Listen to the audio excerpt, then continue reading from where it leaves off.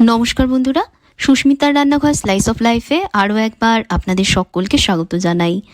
লাউ দিয়ে আজ সম্পূর্ণ নিরামিষ কিন্তু অত্যন্ত সুস্বাদু একটা রান্না তৈরি করব। এমন একটা সিক্রেট ইনগ্রেডিয়েন্টস দিয়ে এটা তৈরি যেটা লাউয়ের স্বাদকে একদম অন্য লেভেলে নিয়ে গেছে। কী সেই সিক্রেট উপাদান সেটা জানতে শেষ অবধি ভিডিওটা দেখবার অনুরোধ রইল। খুব কম মশলা আর চটজলদি একটা রান্না, আপনারা যে কোনো নিরামিষ দিনে বানিয়ে দেখতে পারেন। আশা করছি আপনাদের ভালো লাগবে। রান্নাটা করবার জন্য আমি এখানে হাফ কাপ মটর ডাল রাতে ভিজিয়ে রেখেছিলাম যাতে নরম হয়ে যায়। এখন ভালোভাবে ডাল ধুয়ে নেব। ধুয়ে নেওয়া ডাল আমি একটা গ্রাইন্ডার জারের মধ্যে ট্রান্সফার করে নিয়ে ডালগুলোকে বেটে নিয়েছি। এখন এই বেটে নেওয়া ডাল আমি একটা বাটির মধ্যে ঢেলে নিচ্ছি। এবার ডাল মেখে নেব, সেই জন্য এর মধ্যে দিচ্ছি স্বাদ মতো নুন, 2 কুচনো কাঁচা লঙ্কা, হাফ চামচ হলুদ গুঁড়ো, 1/4 চা চামচ হিং, হাফ চামচ কালো জিরে আর কয়েক দানা দিয়ে দিচ্ছি চিনি। এবার ভালোভাবে সমস্ত উপকরণের সাথে ডালের বাটাটা মেখে নেব। ভালোভাবে ফেটিয়ে ফেটিয়ে মাখবেন, তাহলে বড়াগুলো ভেতর থেকে সফট আর ফ্লাফি তৈরি হবে। আমি হাত দিয়ে ভালোভাবে ফেটিয়ে ডাল দেখুন মেখে নিয়েছি। ডালের বড়াগুলো ভাজবার জন্য এখন একটা কড়াইতে আমি পর্যাপ্ত পরিমাণ তেল গরম করে নিচ্ছি। তেল ভালোভাবে গরম হলে বানানো মিশ্রণ থেকে অল্প অল্প মিশ্রণ নিয়ে বড়ার আকারে কড়াইতে ছেড়ে দিচ্ছি। বড়াগুলো তেলে ছাড়বার পর একটু অপেক্ষা করব। যতক্ষণ একটা সাইড ভালোভাবে ভাজা হয়ে না আসছে ততক্ষণ বড়াগুলো উল্টাবো না। যখন একটা সাইড ভালোভাবে ভাজা হয়ে আসবে তখন এগুলোকে উল্টে দিয়ে অপর সাইডও একইভাবে ভেজে নেব।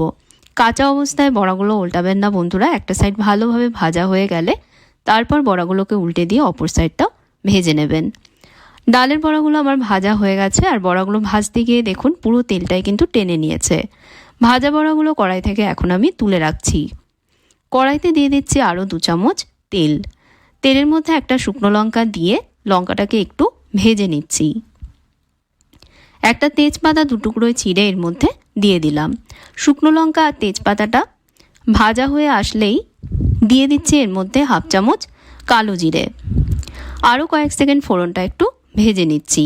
এবার এর মধ্যে দিয়ে দিচ্ছি লম্বা পাতলা করে কুচোনো ছোট একটা লাউ। যেমন আলু ভাজার আলু আমরা কুচোই ঠিক সেভাবেই পাতলা পাতলা করে লাউ আমি কুচিয়ে নিয়েছি।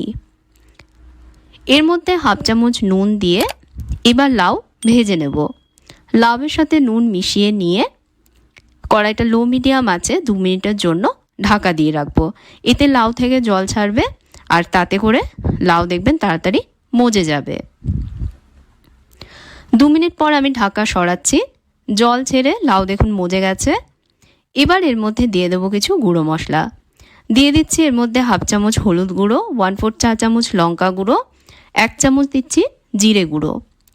লাউয়ের সাথে এই মশলাগুলো সব মিশিয়ে নিয়ে ভালোভাবে এখন লাউ ভাজবো। যতক্ষণ লাউ একদম ভাজা ভাজা হয়ে না আসছে ততক্ষণ কড়াইটা ঢাকা চাপা দিয়ে কম আঁচে ভাজবো। এর মধ্যে আমি 4-5টা দিয়ে দিচ্ছি চেরা কাঁচা পাকা লঙ্কা। লঙ্কাগুলোকে মাঝখান থেকে চিড়ে নিয়েছি। লঙ্কাগুলো এর সাথে মিশিয়ে দিয়ে এবার কড়াইটা ঢেকে দেব। তবে মাঝে মাঝে ঢাকা সরিয়ে সব একটু মিশিয়ে দেব যাতে সবজি না পড়ে। তারপর আবারও ঢেকে দেব। এভাবে 3 থেকে 4 মিনিট আমি ভেজেছি। লাউ ভাজতে ভাজতেই দেখুন সেদ্ধ হয়ে গেছে। এখন এর মধ্যে আগে থেকে ভেজে রাখা ডালের বড়াগুলো দিয়ে দেব। তবে সবকটা বড়া আমি এর মধ্যে দিচ্ছি না, শুধু শুধু খাওয়ার জন্য কয়েকটা বড়া আমি রেখে দিয়েছি। হাতা দিয়ে বড়াগুলো ভেঙে এর সাথে মিশিয়ে দেব। এর মধ্যে দেবার জন্য এখন একটা পেস্ট তৈরি করব। সেই জন্য এখানে আমি নিয়েছি 1/4 কাপ সাদা তিল। তিলগুলো আমি শুকনো খোলায় হালকা একটু ভেজে নিয়েছি। ডাল বেটে নেওয়া গ্রাইন্ডার জারের মধ্যে ঢেলে দিচ্ছি। আর নিয়েছি 8-9টা কাজু বাদাম। অল্প গরম জলে বাদামগুলো 10 মিনিট ভিজিয়ে রেখেছিলাম যাতে নরম হয়ে যায়। বাদামগুলো তিলের সাথে অ্যাড করে এবার এগুলোর একটা মিশ্রণ তৈরি করে নেব। একসাথে তিল আর বাদামগুলো দেখুন আমি বেটে নিয়েছি।